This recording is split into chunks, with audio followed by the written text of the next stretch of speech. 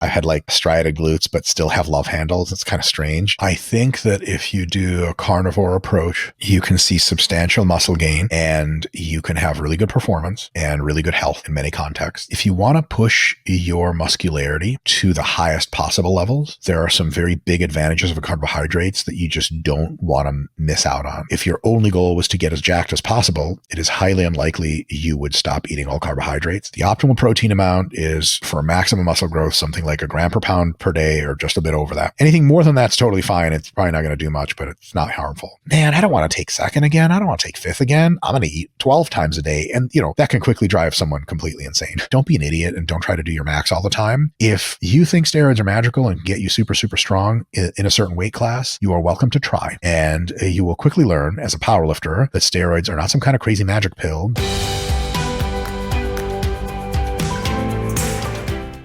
Hey folks, it's Dr. ShawnBaker. Revolutionize your health with Revero. Struggling with type 2 diabetes, obesity, or autoimmune conditions? Revero offers a revolutionary approach to treating chronic diseases. With personal low-carb nutrition plans, remote biomarker monitoring, and 24/7 access to expert medical providers and coaches. Revero helps you address the root cause of your health concerns. Be part of the future of healthcare. Join the waitlist today at Revero.com and take the first step towards lasting wellness.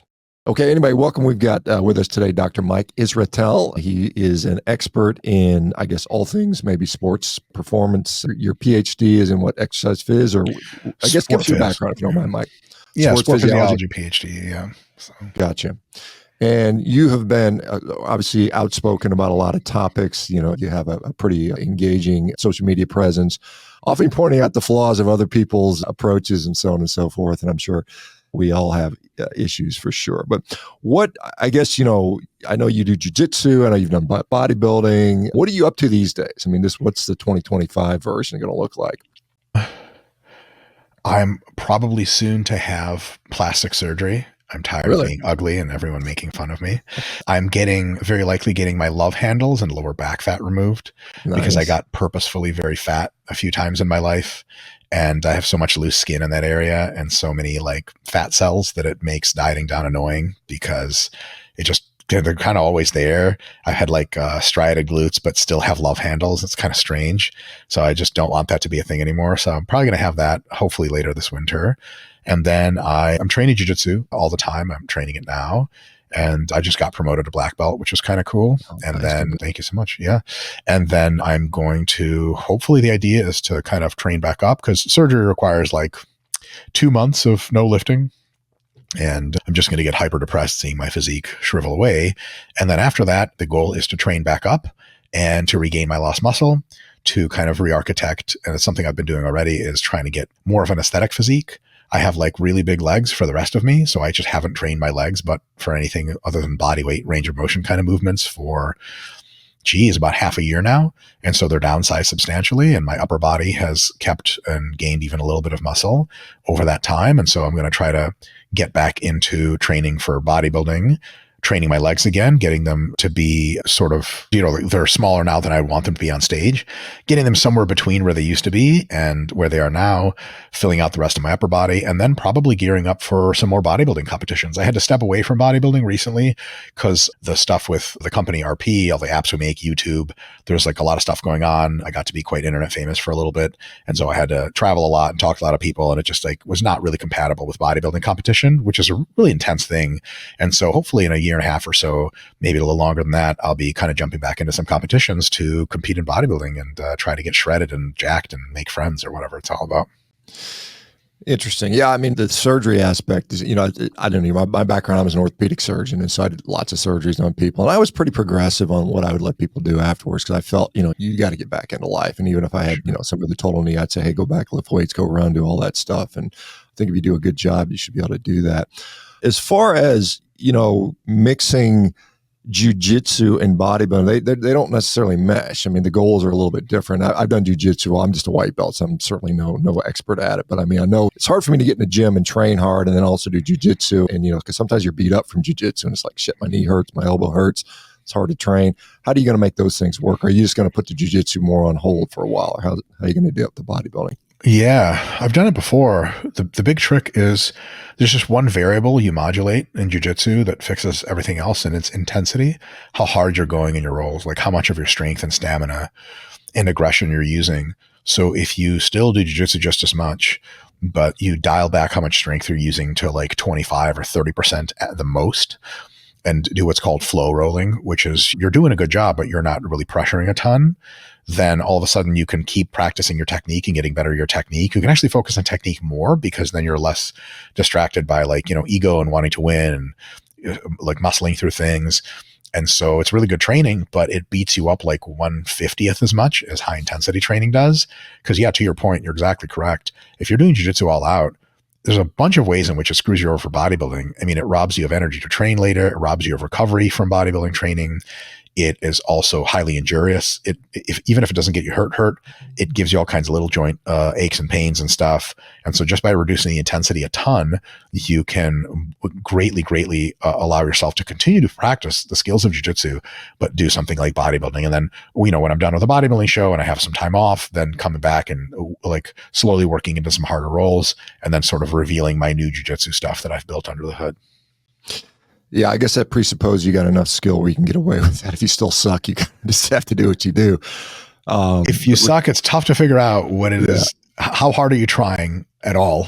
It's tough. It's tough. Yeah, that's the issue I run into because I'm almost 60 and I'm in there with these young guys and I'm a big, strong guy. So they want to go hard. I'm like, oh shit. So it's always a beat up session. So yes, let's talk a little bit because this is, a lot of people want to hear this because I am a guy that promotes a carnivore diet for health reasons. I got a lot of people that autoimmune disease, food addiction, and it works well for those issues. But a lot of people say, well, obviously that's not good. Humans aren't meant to be that way. We're omnivores, so on and so forth. And really more along the lines of sports aspects because bodybuilding is different from sprinting, is different from, Olympic lifting. And there's a lot of different things that go into these different aspects of that.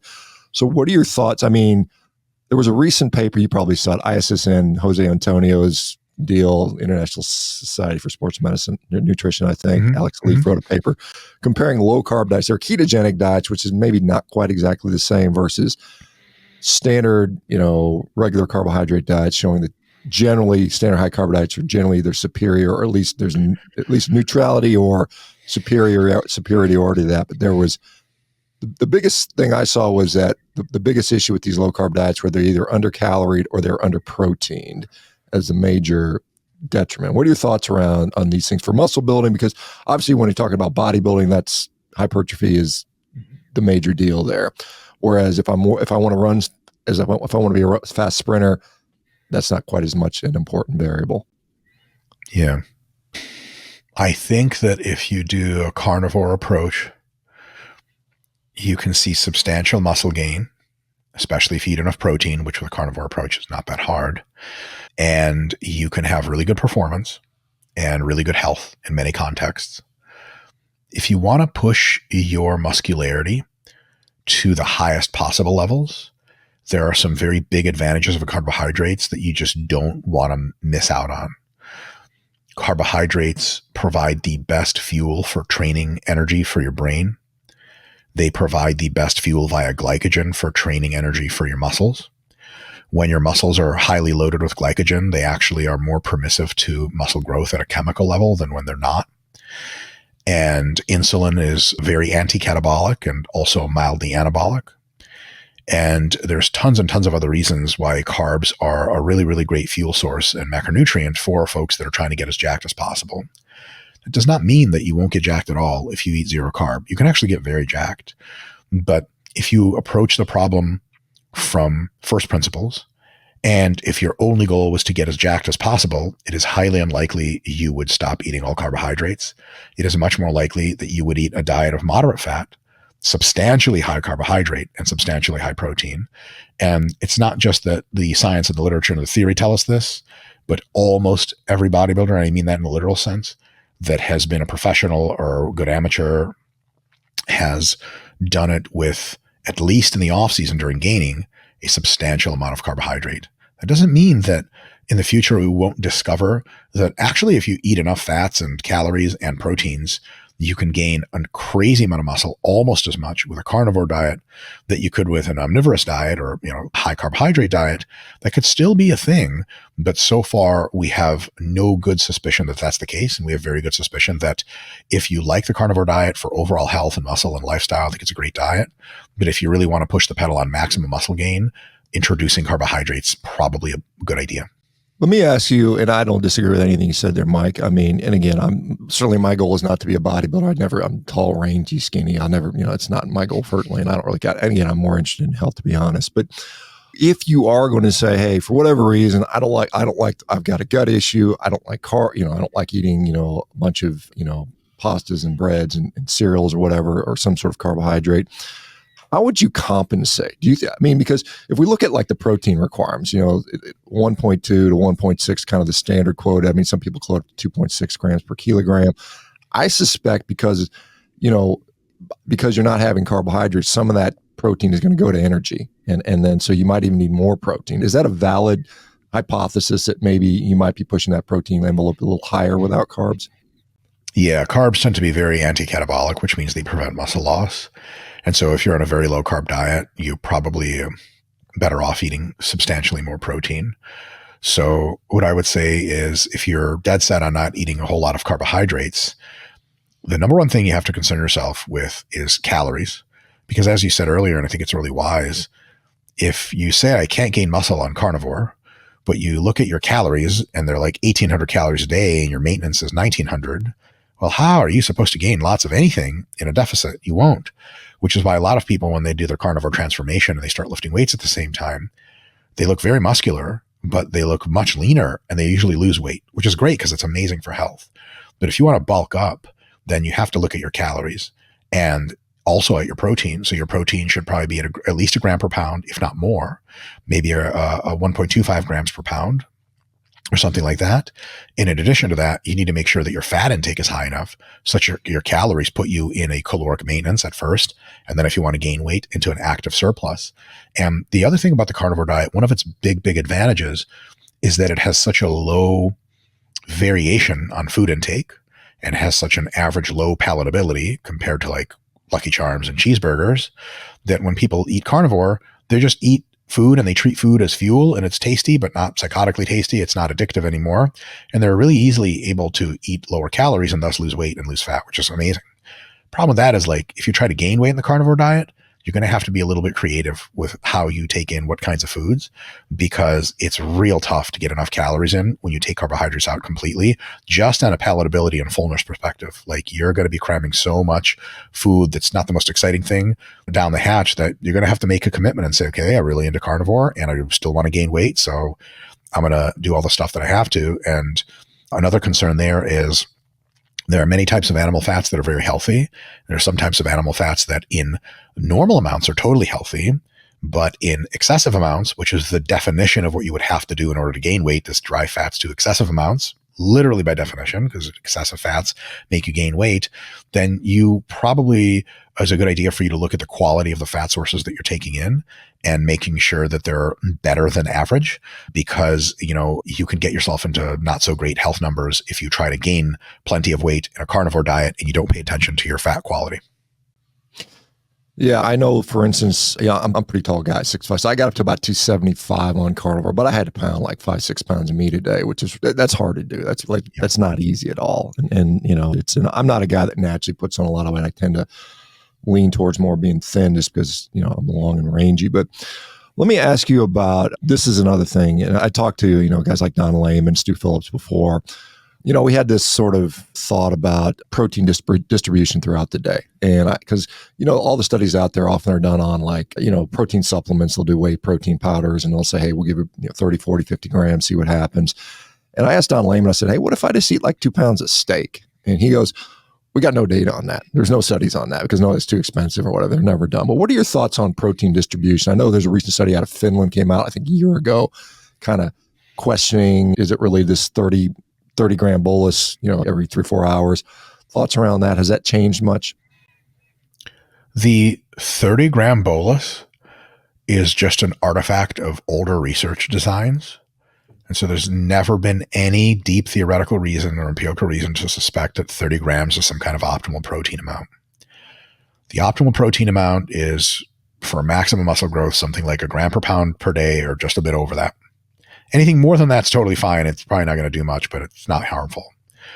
So if you, let's say, weigh 250 pounds and you need about, 200, and let's say even 300 grams of protein per day. Okay, 300 per day.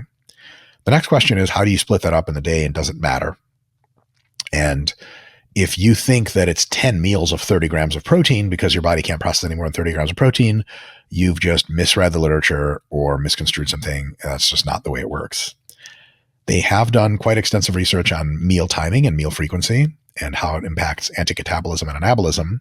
My best understanding of that literature so far is the following: that even if you eat once a day, but you eat all your protein and all your fats in that meal, you're getting a substantial boost in anti-catabolism and anabolism. So you're going to prevent muscle loss, or you're going to grow a lot of muscle. And it can work.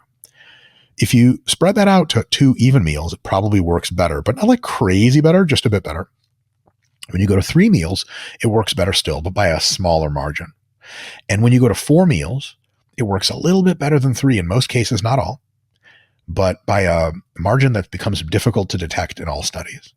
And then once you go to 5 or 6 or 7 meals, the difference between 5, 6, and 7 times a day eating and 4 times a day eating becomes either non-detectable or just doesn't exist anymore. And so I would say, if you have the idea to do your absolute very best on first principles, even before the data can really elucidate whether or not you're doing the right thing, and you're trying to get as jacked as possible or maintain as much muscle mass as possible during a diet, eating 4+ times per day, and if you want to eat 5 or 6, totally, but it's probably not necessary. Eating, let's say, 4 or 5 times a day is probably still best practice as far as we know. We could be wrong, but that's what we know so far. And that if you are into lifting and you're into fitness and you want some muscle and you want to be lean and you don't care about super precise, crazy things that insane people care about, that plus 2.5 pounds of muscle here and there, then eating 2 to 3 times a day is totally fine and will get you great results. Eating 1 time a day is okay, but it's unlikely to be optimal. So if you're in the gym and you're suffering 4 times a week for an hour and you really care about how you look, but you're highly, highly insistent upon eating only once a day, the reasons for you eating only once a day have to be very compelling. Because if I say, look, if you just eat twice a day and you'll get like substantially better results, not crazy, but notably, if you say, nah, I'm good, sweet. But if you say, yeah, that kind of does sound good, then 2 times a day is a good thing. 3 times is even a little bit better. 4 times gets you into that. Anything past that is probably not going to make a difference. So you're good to go. So if someone tells me, hey, I'm prepping for a show, it's really important to me that I win, but I'm eating twice a day, what do you think? I'll say, look, you probably eat 4 times a day, roughly evenly spread. But if they're like, hey, I eat twice a day and I have a great body, active lifestyle, I'm fit, I'm healthy, I love my life, I love my eating frequency, I don't want to be like stuffing food down myself all the time. Do I really need to be eating 5 times a day and like I'm really missing out on a ton of muscle and fat loss? Absolutely not. So that's kind of how I see things. Yeah, I think that's exactly what Don Lehman said. He said going from 1 to 2 was a big jump, and then everything subsequent to that was, you get diminishing returns, which would certainly make sense with given. I think mTOR could be triggered like, I don't know, every 4 hours or something along those lines. Yeah, and that actually is a good point to bring up, Shawn, because at some point you get the situation where there's maybe like a refractory period for anabolic triggering. So there's some reason to believe, not convincing, but interesting, that if you go much past 5 or 6 meals, you're actually presenting so much of the same amino acid signal all the time that your body gets desensitized to it, and then potentially gives you no more advantage or even a little bit of a negative. It's unlikely that it's negative. It's probably no more of an advantage. So it's probably even more true to say that it's diminishing returns up until about 4 or 5 meals. And then after that, it's the same if you go 6, 7, or 9, 6, 7, 8, 9 meals, and not a true diminishing return, because a true diminishing returns, like, theoretically, it's still better to eat 7 times than 6, even if it's an undetectable amount. A bodybuilder, bodybuilders are oftentimes perfectionists. And look, when you're competing for the Mr. Olympia, everything's on the line. So, well, I'm not going to do 4 because it's almost the same as 5. I want to do 7 to really do the thing. It seems like 7 is probably not better than 6. 6 is not better than 5. 5 in some context might be better than 4, but probably not. 4 to 5 is really, I think, where it's likely that thing tops out. Best understanding, could be wrong, but that's what it seems like, which is nice to hear for insane people like myself. Because if you're like, look, 4 or 5 meals a day is really awesome, fits my schedule, keeps my stress low, and this is really awesome and is the best I can do, amazing. But if I have to think like, well, ideally, if I ate 10 times a day, it would be even better. man, I don't want to take second again. I don't want to take fifth again. I'm going to eat 12 times a day. And, that can quickly drive someone completely insane. Hey folks, it's Dr. ShawnBaker. Revolutionize your health with Revero. Struggling with type 2 diabetes, obesity, or autoimmune conditions? Revero offers a revolutionary approach to treating chronic diseases. With personal low-carb nutrition plans, remote biomarker monitoring, and 24/7 access to expert medical providers and coaches, Revero helps you address the root cause of your health concerns. Be part of the future of healthcare. Join the waitlist today at Revero.com and take the first step towards lasting wellness. Yeah, I can see. I've seen. I remember back years ago, bodybuilders getting up in the middle of the night, to eat meals at whatever 2 a.m. to go eat a meal. That seems to be a practice that just doesn't make any sense in the modern world. It seems like it interferes with sleep for sure. As far as let's talk. I mean, there's been a flurry of literature. I kind of watch this stuff going out there about training frequency, training volume, training intensity. I mean, let's just in terms of hypertrophy, because that's maybe an easier topic to talk about, perhaps. Do we have a consensus on that yet? Because I saw, you don't have to train to failure. Maybe you need to get within 1 or 2 reps in reserve. What's the intensity? What's the volume for, I guess, if you want to call it optimal? Do we know that? Yeah. Every time we analyze literature on that more and more, every time new studies come out, there are times when the studies are kind of discordant. One study says something, another study says something else. But overall, the scatter plot of all the studies seems to be coalescing.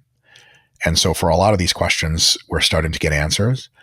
And a lot of the answers don't seem like totally random. Like, so I guess this is how it is. They seem to comport more and more with like theoretical predictions of what would happen. And so as far as how close to failure, so I can actually start from more or less the beginning and say, how heavy should you lift for hypertrophy? And we have an inkling that if you lift for sets of 2 or 3 or 4 reps, you can generate really good hypertrophy. But then you need to go so heavy that it beats the crap out of you and you can't accumulate enough of volume, sets times reps times load, in order to drive hypertrophy as much as you could. Very good evidence on this from a variety of studies. And say, but anything north of 5 reps seems to be like pretty good for hypertrophy, and all the way up to about 30 rep sets, which are taken close to failure. I'll talk about failure in just a sec. So 5 to 30 reps is kind of the dependable rep range. Of anything within there is mostly a matter of situational dependence, personal preference, and so on and so forth. But if someone is doing sets of 8 in pull-ups, and you tell them, well, you should be doing sets of 20 in pull downs because that grows muscle. And if they say, nope, sets of 8 for pull-ups grows muscle, and anything over 15 reps doesn't, both people are going to be wrong. So anything between roughly 5 and 30 reps is really good. But it's not just 5 and 30 reps. There's nothing magical about the reps. It has to be close to failure. So close to failure means within like 3 reps of failure in any given set, all the way to going to failure and even beyond, having people do forced reps for you. And so the conversation for what's better, going all the way to failure versus stopping 3 reps in reserve, is nuanced. And I can talk about it till I'm blue in the face. But the big overall message is it just doesn't matter that much. And so if someone's like stopping everything 2 reps shy of failure in the gym and they're doing everything else right, I'm not upset about it at all. I think it's great. And if someone's going all the way to failure in the gym, in some contexts, that could be a disadvantage. But on average, they're probably doing a really good job. So that's what we know about that. As far as volume is concerned, we're getting a really, really good understanding of how much volume grows muscle. And so for beginners, anything above 0 sets grows muscle. For more advanced people, they need to have per week something like 5 sets or more to grow muscle. And then for very, very advanced people, for muscles that have already grown a lot, probably something like 10 sets or more per week is the beginning of that growth conversation. Everything else below that is just maintenance. Now that's per week. And that's for if you're training all the muscles of your body. If you have a specific muscle that you want to grow and your overall fatigue isn't super high, because let's say you're only training upper body, you're not even training legs. For a specific muscle, study after study after study, especially in the last several years, has revealed that what's called the maximum recoverable volume, the most volume you can do in about a week and still recover from to come back next week, at least not worse, but arguably better, hasn't actually been found for almost any muscles.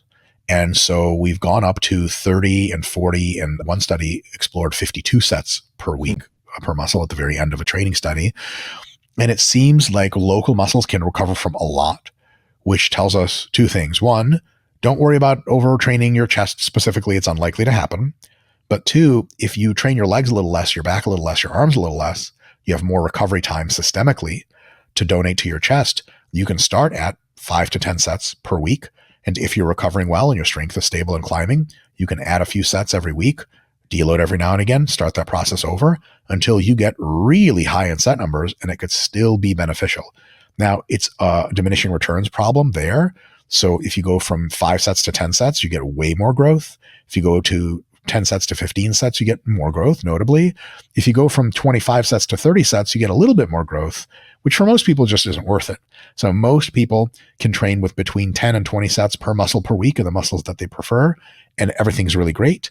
But if you say to yourself, look, 10 to 20 has been working great, but my biceps are just too damn small and I need them bigger, you can cool it on everything else, training everything for or some muscles for about 5 sets a week, which is for most people enough to maintain, and then really start to cook your biceps. Start at 10 like normal, get to 15, get to 20, get to 25, get to 30, monitor your recovery. If you're still recovering, you're still making gains, keep trying to crank the volume up. That's a really, really big deal. And then the last part is frequency. How often are you supposed to train per week? 1 time a week works really well. It's very, very similar to the meal situation. 1 time a week works really well. 2 times works almost always decidedly better by a large margin. 3 times a week, and we're talking about either, if you split the same volume up, it works almost the same. The thing is, you can do more volume if you split it up in most cases. If I had to tell you which one's harder, 15 sets of quads hard in one workout, or 3 workouts per week, each with 5 sets of quads. I mean, it's not rocket science. If you've trained before, you're like, that second one's way easier.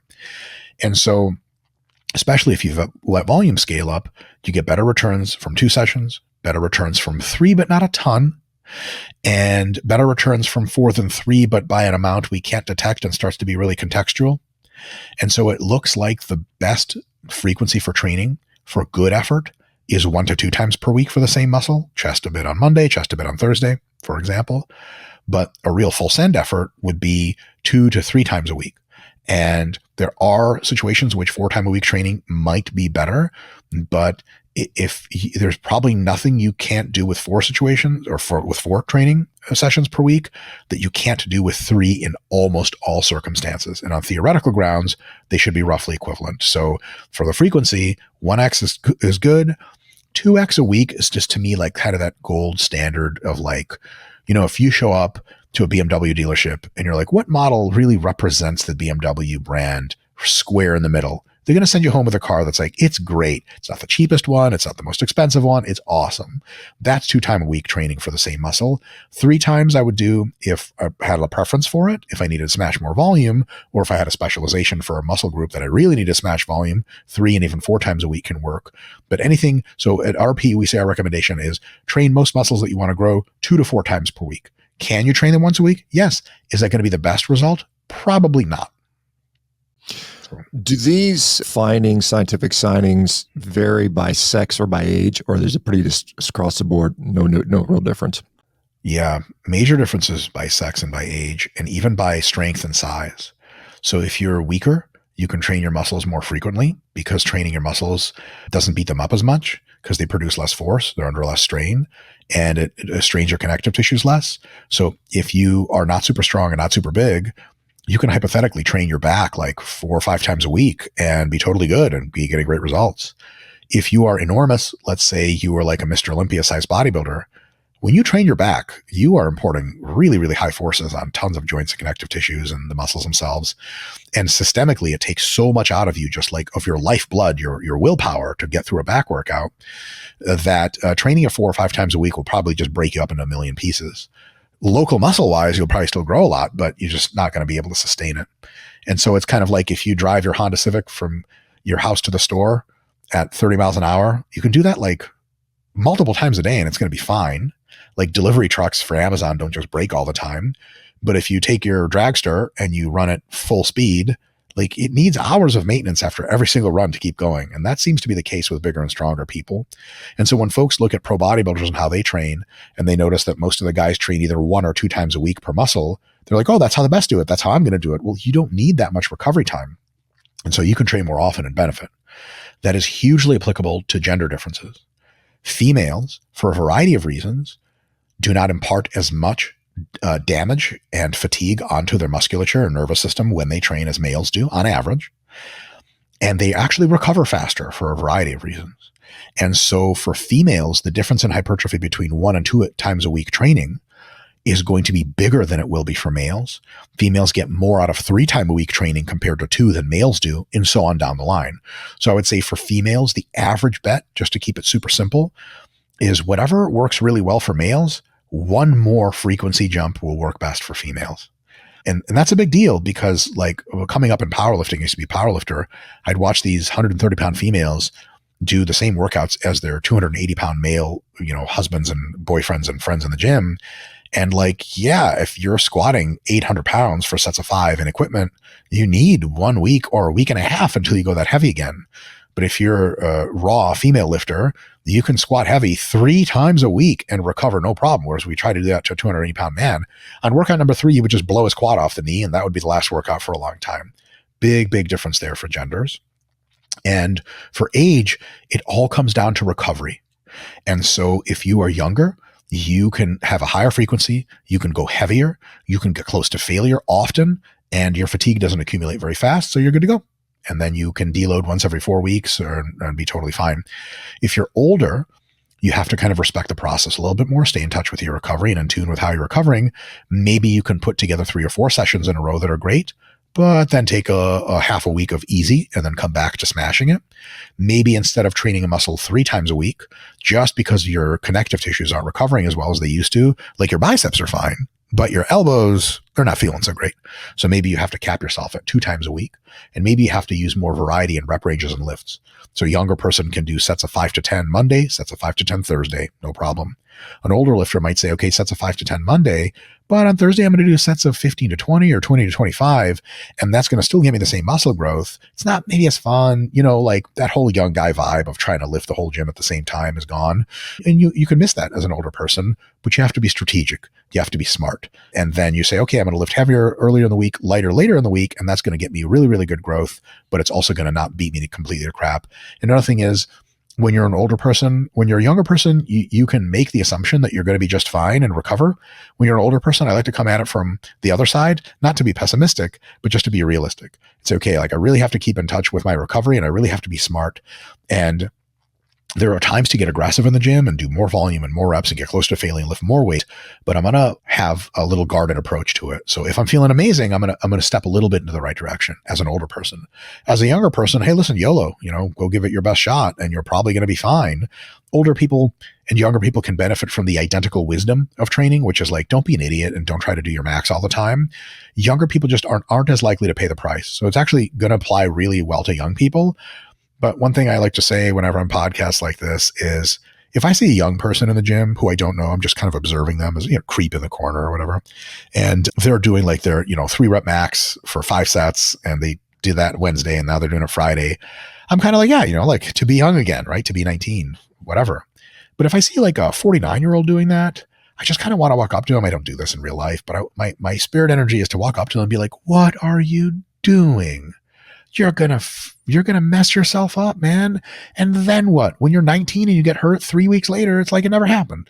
When you're 49 and you get hurt, your orthopedic surgeon's like, we need to really reevaluate what it is you're doing. This is your 4th time this year seeing me. You know what I mean?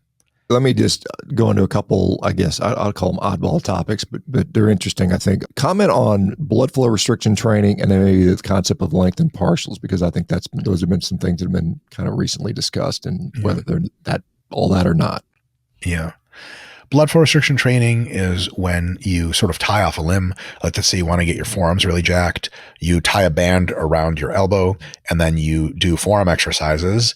And for a variety of reasons, that might help your muscles grow in some regard. Maybe because the muscles don't have enough oxygen coming in to fuel them, and they have to switch to an anaerobic metabolism, which requires them to use their faster twitch fibers more. There are some hypotheses to that. There's also the idea that maybe the metabolites, like the lactic acid and the other ions that pool, are triggers for muscle growth. And if you don't let them leave and you sequester them, then they can actually make your muscles grow better. We do have reason to believe that the blood flow restriction training preferentially makes your slower twitch fibers more jacked than your faster twitch. Because as soon as your faster twitch fibers get fatigued and they have lots of metabolites around them, they're actually more fatigue sensitive. As soon as the metabolites go sky high for them, they just switch off and they can't do much of anything. So they don't generate a lot of tension and a lot of growth. The rest of the exercise is incumbent on the slower twitch muscles, which usually once the faster twitch muscles, let's say you're doing a set of 5 in the curl. As soon as your faster twitch motor units kick off, you're not doing the next rep. It's such a big jump that you're like, oh, I'm done.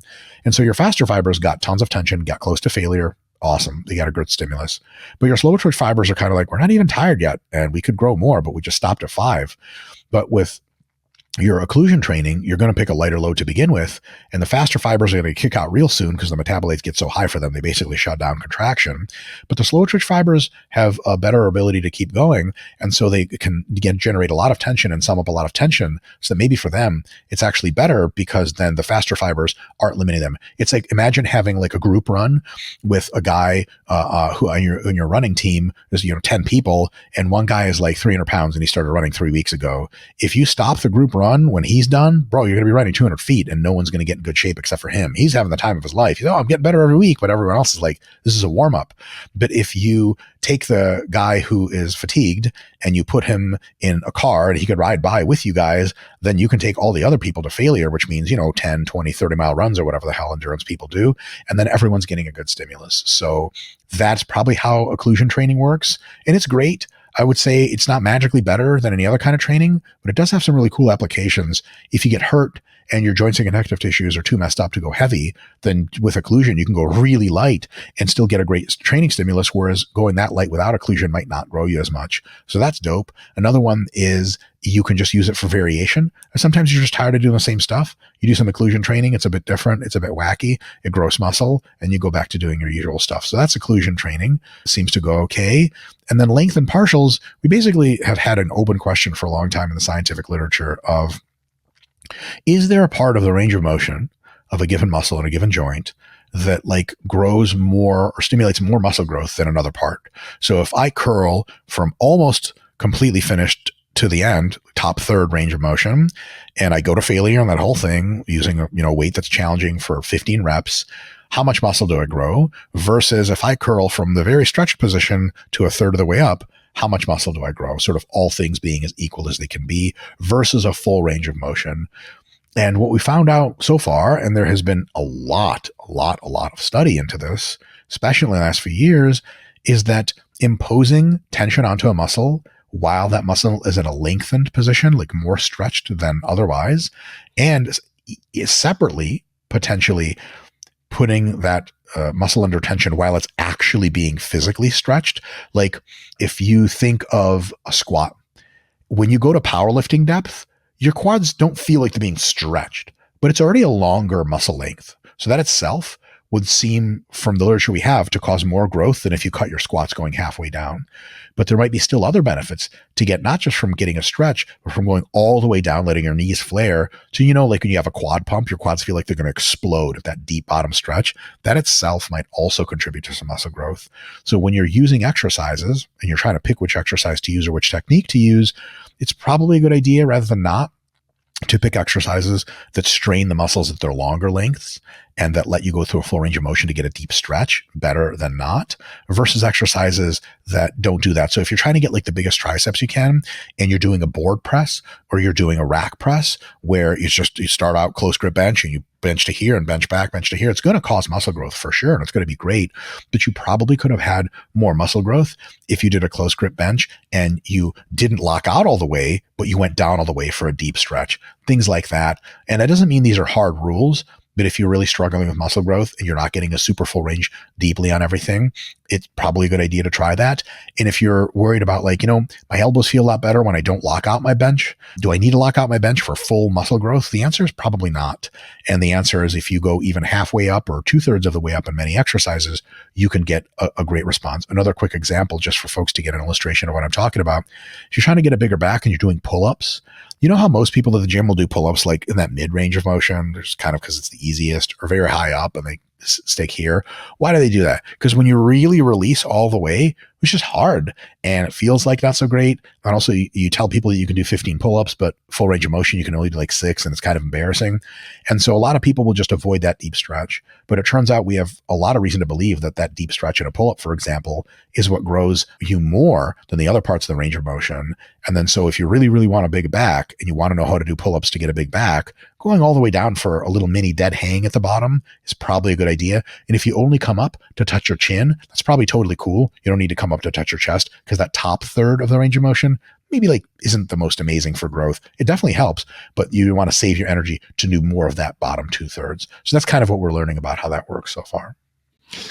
Let me ask you about, I guess, variable resistance. When I was powerlifting, deadlifts with chains, deadlift with bands, and I got up to close to an 800-pound deadlift back in the day. But one of the things people will talk about is that may have some additional advantages because you can load areas that are with greater intensity where the muscle might be stronger. How does that impact strength? But what about hypertrophy? Does it variably impact those differently, or is one better than the other? Yeah, that's a great question. So the number one reason why we ever trained with bands and chains was because bands and chains replicate the force curve of equipped lifting better. If you're using bench shirts and squat suits and deadlift suits, they make it much easier.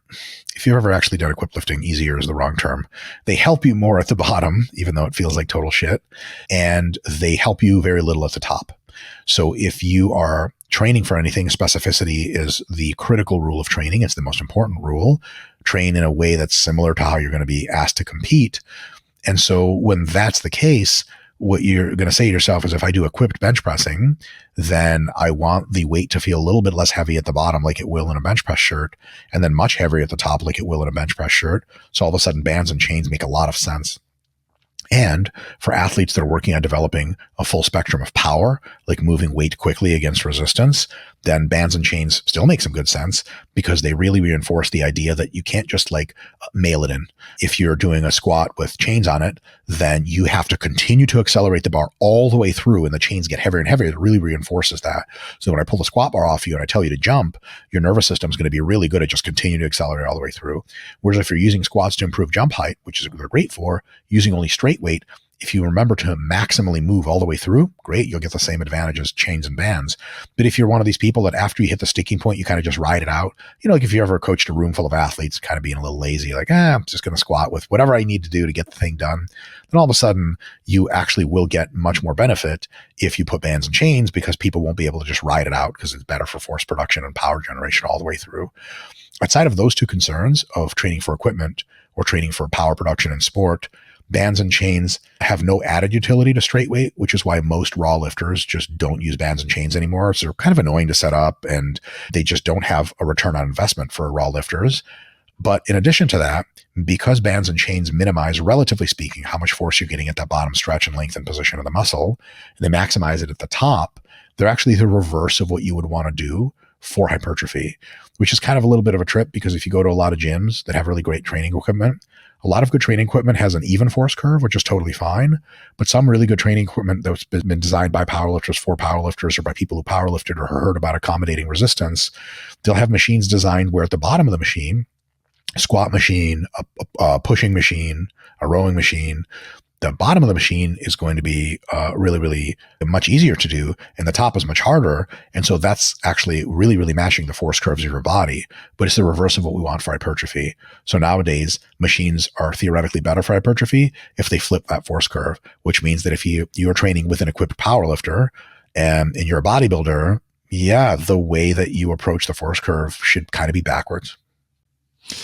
Let me keep this on the bodybuilding segment there. There's people that will talk about mind-muscle connection and very slow, intentional contractions, isolation, versus people just grab heavy weight and just throw the shit around there.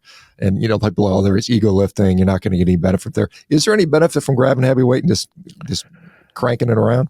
Yeah, I would say like 90% of the benefit is from moving weight around, and the velocity doesn't matter all that much. There's a higher injury risk, especially if you're carelessly doing it. But if you like taking that one to the teeth, then you can just throw heavy weight around and get the amazing gains. And there is a downside of focusing on the mind-muscle connection too much, because we know it doesn't matter much. And if you're focusing on it so much that you fail to use appreciably heavy weights, you fail to get close to failure. You just like stop early because you're so like quality focused. You've heard bodybuilders say wacky things like, doesn't matter what the weight on the bar is, man. And you're like, really? Not at all? So you can use 2 pounds and get jacked? Like, come on, stop. And so there's an extreme view there, but I think there's an intermediate view that makes the most sense, which is still train heavy, train with full range of motion, train with a good technique. But if you're having trouble feeling your quads on the squat, for example, try to get in touch with the muscles and try to get attuned to on the eccentric, on the lowering phase, try to see if you can move your body in such a way that you really can feel your quads. Now the concentric phase, try to get your movement to be like powered by your quads. An easy way to do that is to slow the movement down a little bit, especially on the descent, so you can make the micro adjustments for technique to really sit down and forward into your knees to get your quads. So slowing down the eccentric can be a great way to enhance safety for everyone, but it's also a great learning tool. Once you learn how to activate your quads in squatting, you can go back to doing it quite fast, but now with that better technique that lets you feel your quads. Because for a lot of situations, the lifting is very straightforward. If you like curl a dumbbell, you probably like in a preacher curl, you're probably using your biceps. There's probably no way to get away from that. But some folks, when they do a pull-up or they do a bench or they do a row or they do a tricep push down, there are other muscles that can contribute and kind of take over. And if they're not angling their body in a specific way and not cueing their muscles to fire, they can be missing on small fractions. You still get overall growth, but small fractions of growth can be missing. So you can enhance your ability to connect with your triceps or biceps or whatever by really paying attention to what the muscle is doing, actively trying to generate force with that muscle and moving around in such a way that stresses that muscle more rather than less. And you can do that by slowing the eccentric down. And that's a good tool. But should all bodybuilders do like really, really, really slow eccentrics all the time? Absolutely not. Unless they like that sort of thing. Then if they're using at least heavier weight enough to cause a good growth stimulus and they're getting close to failure, there's no wrong answers there. What about, let me ask you about performance, because, as an old guy, my goals are not bodybuild. It's more like run fast, jump high, maintain that type of stuff. And so we see a lot of like, particularly track athletes and throwers, they're moving this stuff. They train with tendo units or just throwing stuff around. Any thoughts on how that applies to like sports application, or is it just get strong any way you can and then practice your sport? Get strong any way you can and practice your sport is probably 90% of the whole thing. But I think you can get some really good results off of what in sports science we call maximal intent to move. And that means if you, let's say, can bench press 300 pounds, but you're a strength athlete, you're a thrower. And when you have 135 pounds in your hands, you move it exactly as fast as you're capable of moving it on the concentric. Blow it up. If you have 225, you blow it up. If you have 300, you blow it up because you're teaching your nervous system to generate force as rapidly as possible. That isn't a huge part because just being big and strong is the biggest part and practicing your sport. But if you can do maximal intent to move, that's a good thing. And one of the reasons that folks use tendo units and other ways to track their velocity is, look, an athlete can think they're moving as fast as they can, but if you have good data on when they're trying to move as fast as they can and you reliably know, okay, they were really trying, next time they're doing lifting or months later, if you have some kind of measurement device on the bar and their velocity is low, then lower than it should be for how big of a percent of their 1 rep max that weight is, then you can do one of two things. One is you can call them out on it and be like, come on, Frank, start trying. I know you're not trying. Like, okay. And then they really try. And you're like, okay, great. We're back at high velocities. Or if they're like, dude, I am trying. I'm just like, this is the best I can do. It's a really good indicator that they're excessively fatigued.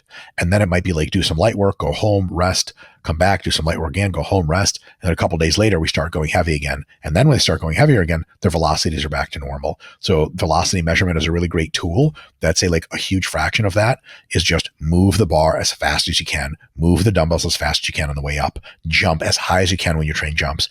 If you don't have that honest to God willpower to do that, no amount of velocity measurement is going to do anything for you. But if you want to be real sciencey about it and the measurement devices are readily around, then having some of that stuff can really help guide your precision fatigue management. All right, let's change. We got just a few minutes left. This is an interesting topic because it's kind of an elephant in the room. And when it comes to strength sports, is it a concept, the practicality of steroid usage or other, performance enhancing, drugs. What percentage would you say it makes a difference? And, like I said, I've seen some really strong guys I think were not on gear that have gotten really, really strong. But then you look at the all-time records, powerlifting, you see I don't know, 10, 15%, something like that. What is I mean, obviously it seems obvious, but what are the practical advantages and perhaps maybe some of the disadvantages of doing that, like time to get strong, ultimate strength, things like that? Is that known? Yeah, pretty well known. So for size, steroids help a lot, but they help in two ways. One, they help you build muscle size for actual contractile tissues, like the proteins themselves, actin and myosin multiply, but they also kind of bloat your muscles up. And so a lot of the size that comes from steroids is from real size. A lot of it is from just cosmetic size. Still huge differences in size from steroids on average. That means if I use steroids, I can get almost nothing out of it. You use steroids, you could just be like the coming of Big Ramy or something like that. Huge individual responses. Steroids do help a lot with muscle size, more than 10% on average, maybe 20 or 30% in some cases, and maybe even higher. For strength, we have lots of data on this, and it seems like in a given weight class, which is important because if you move up weight classes through the muscle size pathway, you can get a lot stronger. But for a given weight class, we're probably talking about something approaching 10% as a difference with steroids versus without steroids.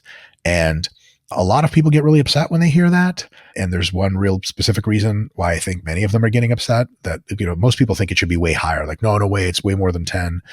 Here's the thing is, you just have to be around genetically elite lifters to understand how high genetic variation really goes. Part one.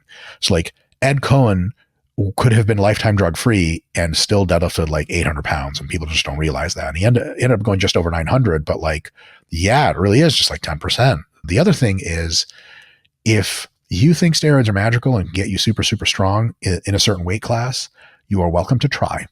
And you will quickly learn as a powerlifter that steroids are not some kind of crazy magic pill. They're absolutely very effective, but I'll put it to you this way, and Shawn, you might have some kind of ability to relate with this more on an experiential and personal level. There's always that guy at the gym who's struggling to bench 250. Let's say he weighs like, 180. And then staying at, 180 pounds, he gets on steroids. And in his mind, he's like, here we go. 400 pound plus bench presses are coming. And like in a year or two, he's benching just over 300 or 350.